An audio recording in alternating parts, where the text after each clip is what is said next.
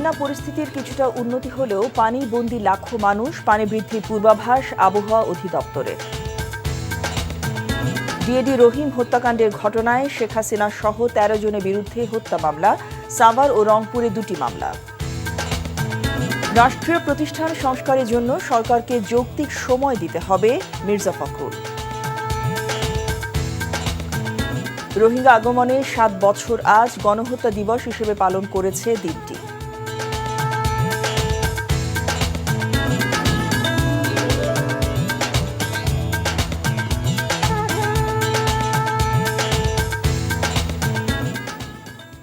আসসালামু আলাইকুম, জসিন্তা জিনিয়া স্বাগত জানাচ্ছি এনটিভির দেশের খবরে।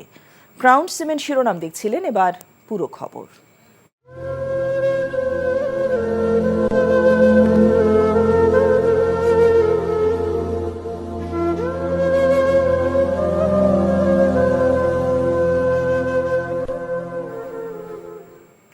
বৃষ্টি কমে আসা এবং পানি নামতে শুরু করায় ফেনী সহ ১১ জেলার কোথাও কোথাও বন্যা পরিস্থিতির কিছুটা উন্নতি হলেও পানি বেড়েছে নোয়াখালী ও লক্ষ্মীপুরে। পানিবন্দী লাখ লাখ মানুষ। এদিকে চট্টগ্রাম সহ দেশের উপকূলীয় এলাকায় ভারী বৃষ্টিপাতে বন্যার পানি বৃদ্ধির পূর্বাভাস দিয়েছে আবহাওয়া অধিদপ্তর। আমাদের প্রতিনিধিদের পাঠানো তথ্য ও ছবিতে শওকত করিমের ডেস্ক রিপোর্ট।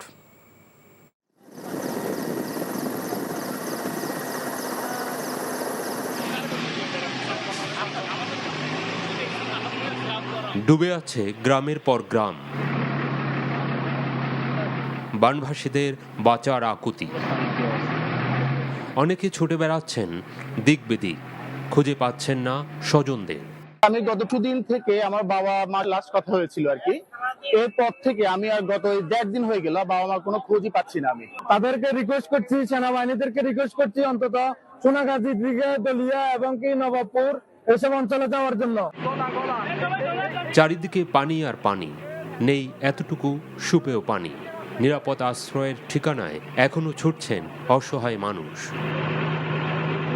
ভয়াবহ বন্যায় ফেনী সদর থেকে পানি কিছুটা নামতে শুরু করলেও বন্যা কবলিত অন্য উপজেলায় এখনও পানিবন্দী অসংখ্য মানুষ। শহরের কিছু এলাকায় বিদ্যুৎ সচল রয়েছে, তবে ৯৫% জায়গায় নেই বিদ্যুৎ। এদিকে নোয়াখালীর বন্যার পানি রহমত খাল সহ বিভিন্নভাবে ঢুকছে লক্ষ্মীপুরে। নোয়াখালীর কোম্পানিগঞ্জে মুছাপুর ২৩ ভেন্ট রেগুলেটরের সবগুলো গেট খুলে দেওয়া হয়েছে। এতে পানি নিষ্কাশন হচ্ছে সাগরে। টানা বৃষ্টি ও উজানের ঢলে সৃষ্ট বন্যায় ফেনী, কুমিল্লা, চট্টগ্রাম, খাগড়াছড়ি, নোয়াখালী, মৌলভীবাজার সহ ১১ জেলায় ক্ষতিগ্রস্ত প্রায় ১০ লাখ পরিবার। দুর্গত এলাকায় চরম মানবিক বিপর্যয়। গরু ছাগল লইয়া ট্যাঙ্কর কিনারে ৩-৪ দিন ধরে উপাস। আমরা লেম নাই, বাতি নাই, চলতাম গেলে আমরা উপাস। গাং আত্রি আইছি ভার হইয়া সব কিছু দেয়তে আমরা খাইতাম। বাড়ির প্রায় কম্বর পানি, এখন পরে আস্তে আস্তে শোনা যায় যে বাড়ির প্রায় গোলা পানির মতো হয়ে গেছে গিয়া। তো এইভাবে আমরা গ্রামের সবেরই। বানভাসীদের উদ্ধার অভিযান ও ত্রাণ তৎপরতায় রয়েছে সেনাবাহিনী, নৌবাহিনী সহ আইনশৃঙ্খলা বাহিনীর সদস্য ও স্বেচ্ছাসেবক দল। স্থানীয় স্কুল, কলেজ, মাদ্রাসা, মসজিদ, মন্দিরে আশ্রয় নিয়েছেন অনেকে। দুর্গতদের জন্য ইতিমধ্যে খোলা হয়েছে ৩,৫১৩টি আশ্রয় কেন্দ্র। দুর্গম অনেক এলাকায় এখনও পৌঁছায়নি পর্যাপ্ত ত্রাণ। সরকারি হিসেবে বন্যায় চট্টগ্রামে ৫ জন, কুমিল্লায় ৪ জন সহ বিভিন্ন জেলায় এ পর্যন্ত মৃত্যু হয়েছে ১৮ জনের। শওকত করিম, এনটিভি নিউজ ডেস্ক। বিডিআরের উপসহকারী পরিচালক বীর মুক্তিযোদ্ধা মোহাম্মদ আব্দুর রহিমের কারাগারে মৃত্যুর ঘটনায় সাবেক প্রধানমন্ত্রী শেখ হাসিনা, বিজিবি মহাপরিচালক ও সাবেক সেনাপ্রধান ব্রিগেডিয়ার জেনারেল আজিজ আহমেদ সহ ১৩ জনের নাম উল্লেখ করে অজ্ঞাত আরও ২০০ জনের বিরুদ্ধে হত্যা মামলা দায়ের করা হয়েছে। ২০০৯ সালে বাংলাদেশ রাইফেলসের তৎকালীন বিডিআর সদর দপ্তর পিলখানায় বিদ্রোহের ঘটনায় দায়ের করা মামলার আসামি বিডিআরের উপসহকারী পরিচালক বীর মুক্তিযোদ্ধা মোহাম্মদ আব্দুর রহিমের কারাগারে মৃত্যুর ঘটনায় এই হত্যা মামলা দায়ের করেন মৃত আব্দুর রহিমের ছেলে অ্যাডভোকেট আব্দুল আজিজ। রোববার ঢাকার মহানগর হাকিম মোহাম্মদ আখতারুজ্জামানের আদালতে এই মামলা হয়। মামলায় অন্য আসামিরা হলেন সাবেক কারা মহাপরিদর্শক ব্রিগেডিয়ার জেনারেল মোহাম্মদ আশরাফুল ইসলাম খান, ঢাকা দক্ষিণ সিটি কর্পোরেশনের মেয়র ব্যারিস্টার শেখ ফজলে নূর তাপস, সাবেক সংসদ সদস্য শেখ সেলিম, নূর আলম চৌধুরী লিটন, শেখ হেলাল, জাহাঙ্গীর কবির নানক, মির্জা আজম, হাসানুল হক ইনু ও আইনজীবী মোশাররফ হোসেন কাজল। 2010 সালে জুলাইয়ে দায়িত্বরত কেন্দ্রীয় কারাগারের জেল সুপার এবং কারাগারের চিকিৎসকদেরও আসামি করা হয়েছে। অজ্ঞাতনামা আরও 200 জনকে আসামি করা হয়েছে। এবং আমার মাকে ঢাকায় নেন, এই ঢাকা সেক্টরের 2 তলায়, যে আমার বাবা যেন এই মামলায় রাজসাক্ষী হন। যদি রাজসাক্ষী না হয় আমার বাবার পরিণাম ভালো হবে না। তার কিছুদিনের ভিতরে আমার বাবার পরিণাম যে খারাপ হয় এটা আপনাদের কাছে আজকে বলতে পারলাম। পূর্বের যদি কোনো মামলা থাকে তাহলে নতুন মামলাটা স্টে থেকে মানে পরের মামলাটাকে চলমান এবং ওটাকে মানে কল করা হয়েছে। এখন পরবর্তীতে রিপোর্টটাকে কল দেখে তারপরে আদালত একটা সিদ্ধান্ত জানাবে। শেখ হাসিনার বিরুদ্ধে সাভার ও রংপুরে আরও 2টি হত্যা মামলা দায়ের করা হয়েছে। গত 5 অগস্ট বৈষম্য বিরোধী ছাত্র আন্দোলনে সাভারে কুমিল্লা বিশ্ববিদ্যালয়ের শিক্ষার্থী কাইয়ুমকে গুলি করে হত্যার ঘটনায় তার মা কুলসুম বেগম বাদী হয়ে সকালে মামলাটি দায়ের করেন। মডেল থানা ভারপ্রাপ্ত কর্মকর্তা আতিকুর রহমান মামলায় শেখ হাসিনা ছাড়াও সাবেক সড়ক পরিবহন ও সেতু মন্ত্রী ওবায়দুল কাদের, সাবেক স্বরাষ্ট্রমন্ত্রী আসাদুজ্জামান খান, সাবেক দুর্যোগ ব্যবস্থাপনা ও ত্রাণ প্রতিমন্ত্রী ডাক্তার এনামুর রহমান সহ 68 জনকে আসামি করা হয়। এদিকে রংপুরে শেখ হাসিনা সহ 30 জন সহ অজ্ঞাত 150 জনের বিরুদ্ধে হত্যা মামলা দায়ের করেছে নিহত মেরাজুলের স্ত্রী। বিএনপি মহাসচিব মির্জা ফখরুল ইসলাম আলমগীর জানিয়েছেন, অন্তর্বর্তী সরকারকে যৌক্তিক সময় দিতে চায় বিএনপি। বিকেলে সিলেটে সাংবাদিকদের সাথে মতবিনিময়কালে তিনি কথা বলেন। অন্তর্বর্তীকালীন সরকারকে আমরা যৌক্তিক সময় দিতে চাই এবং সেই যৌক্তিক সময় যেটা বলেছি যে আপনার একটা সংস্কার, যেগুলো জায়গায় সংস্কারের কথা বলা হয়েছে সেই সংস্কার করতে যতটুকু সময় লাগে, বাট এটা যৌক্তিক সময় হতে হবে। এটা এমন না যে আপনার অনির্দিষ্ট সময়, একটা যৌক্তিক সময়ের মধ্যে সেটা করতে হয়, এটা স্পষ্ট করে বলেছি। আমরা পরিষ্কারভাবে জানতে চাই যে ইলিয়াস আলী আমাদের মাঝে আছেন কি নেই, কারণ তার পরিবার এখনও সেই জিনিসটা না জানার ফলে তারা যে তাদের একটা রিলিজিয়াস ব্যাপার আছে, তাদের সাংসারিক ব্যাপার আছে, তাদের বৈষয়িক ব্যাপার আছে, সেগুলো কোনোটাই তারা সমাধান করতে পারছেন না। বাংলাদেশে রোহিঙ্গা আগমনের 7 বছর পূর্তি উপলক্ষে শরণার্থী শিবিরে গণহত্যা দিবস পালন করেছে রোহিঙ্গারা। এই উপলক্ষে শরণার্থী শিবিরে বিশাল সমাবেশের আয়োজন করা হয়। দিনটিকে রোহিঙ্গারা কালো দিবস আখ্যা দিয়ে রোহিঙ্গা গণহত্যা দিবস হিসেবে পালন করে আসছে। সকালে বৃষ্টি উপেক্ষা করে উখিয়ার বিভিন্ন ক্যাম্পে হোপ ইজ হোম ক্যাম্পেইন পালন করেছে তারা। সমাবেশে হাজার হাজার রোহিঙ্গা মিয়ানমারে গণহত্যা বন্ধ করো স্লোগানে প্রকম্পিত করে সমাবেশে। এ সময় পোস্টার, প্ল্যাকার্ডে মিয়ানমারে ফিরে যাওয়ার দাবি তুলে ধরেন রোহিঙ্গারা। নতুন অন্তর্বর্তী সরকারের কাছে প্রত্যাশা রেখে অনেকেই বলেন, রোহিঙ্গাদের ওপর সামরিক জান্তা এবং আরাকান আর্মির গণহত্যা বন্ধে জাতিসংঘ সহ আন্তর্জাতিক সম্প্রদায়ের হস্তক্ষেপ কামনা করেন।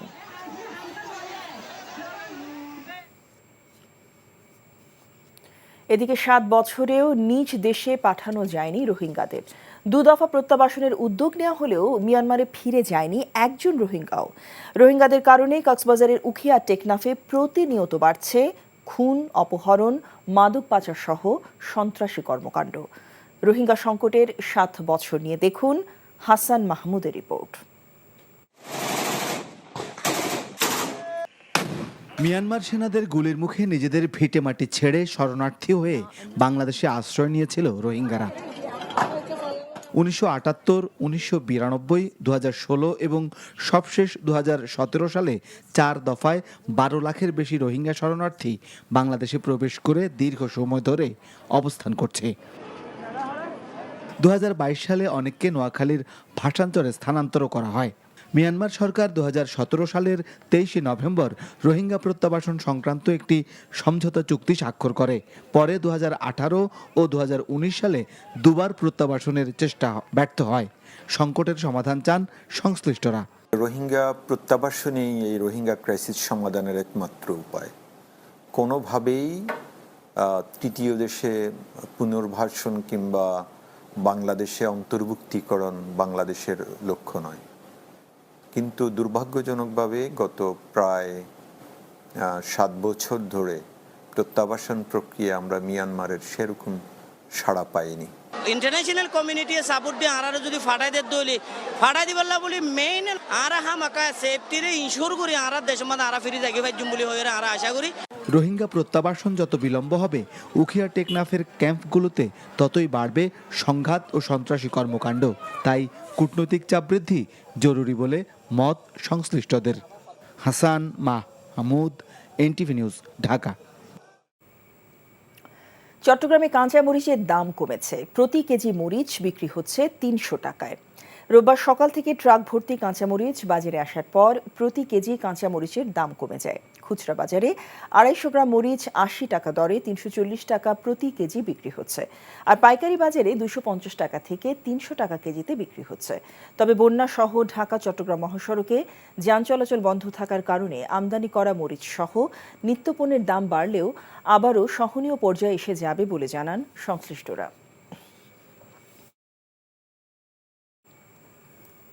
প্রধান উপদেষ্টা প্রফেসর ডক্টর মোহাম্মদ ইউনূস আজ সন্ধ্যা 7:30 জাতির উদ্দেশ্যে ভাষণ দেবেন। প্রধান উপদেষ্টা প্রেস উইং এ তথ্য নিশ্চিত করেছে। নোয়াখালী সদরে বন্যায় ক্ষতিগ্রস্ত ব্যক্তিদের মাঝে জরুরি ত্রাণ ও নগদ সহায়তা প্রদান করেছেন সমাজ কল্যাণ মন্ত্রণালয় উপদেষ্টা শারমিন এস মুর্শিদ। দুপুরে নোয়াখালী মহিলা কলেজ আশ্রয় কেন্দ্রে নারী, শিশু ও পুরুষের মাঝে বিভিন্ন ত্রাণ সামগ্রী বিতরণ করেন তিনি। এছাড়া 10 জন প্রতিবন্ধীকে বিশেষ ত্রাণ দেয়া হয়। সমাজ কল্যাণ পরিষদ থেকে 3000 টাকা করে 74 জনকে, ইউনিসেফ ও সিএসপিবি প্রকল্প থেকে ফ্যামিলি কিডস 1400 জনকে, সমাজসেবা অধিদপ্তর ও স্বেচ্ছাসেবী সংগঠন থেকে 210 জনকে এ ত্রাণ সহায়তা দেয়া হয়। মৈত্রী শিল্প নামে একটি সংগঠন থেকে এই আশ্রয় কেন্দ্রে 330 জনকে বিশুদ্ধ পানি সরবরাহ করা হয়। বিএনপি স্থায়ী কমিটির সদস্য আমির খসরু মাহমুদ চৌধুরী বলেছেন, দেশে আগামী দিনের রাজনীতি হবে স্বচ্ছ, সেই রাজনীতি হবে কেবল মানুষের জন্য। সকালে নোয়াখালী বেগমগঞ্জ চৌরাস্তা টেকনিক্যাল হাই স্কুল, সদর ও মীর ওয়ারিশপুরে এলাকায় বন্যার্তদের মাঝে ত্রাণ বিতরণকালে তিনি এসব কথা বলেন। এ সময় উপস্থিত ছিলেন দলের ভাইস চেয়ারম্যান বরকতুল্লাহ বুলু ও বিএনপির চট্টগ্রাম বিভাগীয় সাংগঠনিক সম্পাদক মাহবুবুর রহমান শামীম। এ সময় 5000 মানুষকে খাদ্য বিতরণ করা হয়।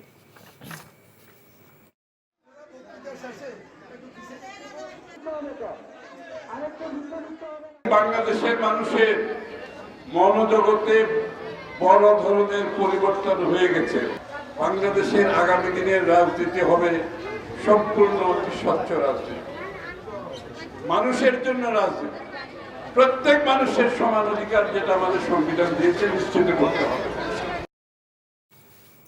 সাতক্ষীরায় বৈষম্য বিরোধী ছাত্র আন্দোলনে নিহত ও আহত 3 পরিবারের মাঝে 33 ব্যাটালিয়ন বিজিবির পক্ষ থেকে নগদ অর্থ ও সহায়তা প্রদান করা হয়েছে। সকালে সাতক্ষীরা মেডিকেল কলেজ হাসপাতালে বিজিবি 33 ব্যাটালিয়নের আয়োজনে এই সহায়তা প্রদান করা হয়।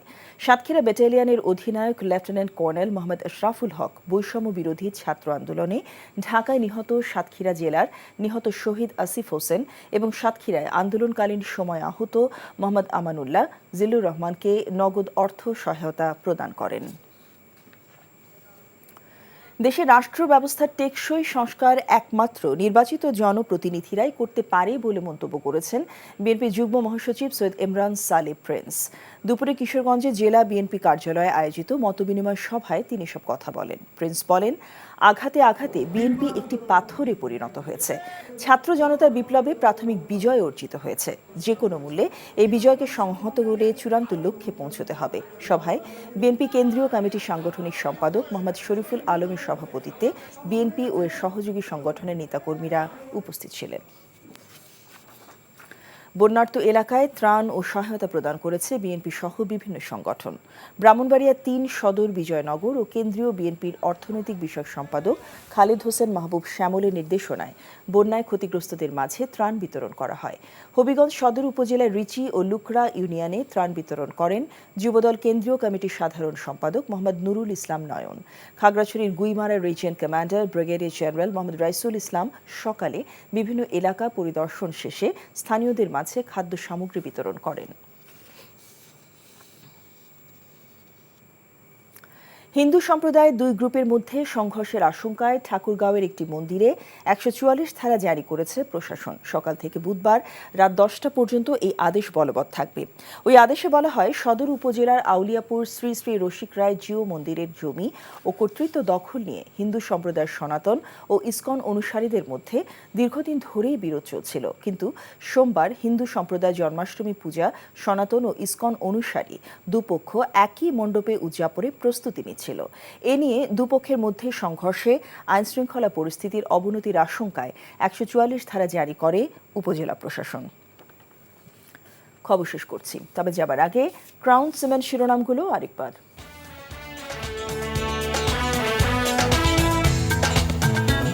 বন্যা পরিস্থিতির কিছুটা উন্নতি হলেও পানিবন্দী লাখো মানুষ, পানি বৃদ্ধি পূর্বাভাস আবহাওয়া অধিদপ্তরের। ডিএডি রহিম হত্যাকাণ্ডের ঘটনায় শেখ হাসিনা সহ 13 জনের বিরুদ্ধে হত্যা মামলা, সাভার ও রংপুরে 2টি মামলা। রাষ্ট্রীয় প্রতিষ্ঠান সংস্কারের জন্য সরকারকে যৌক্তিক সময় দিতে হবে, মির্জা ফখরুল। রোহিঙ্গা আগমনে 7 বছর আজ, গণহত্যা দিবস হিসেবে পালন করেছে দিনটি।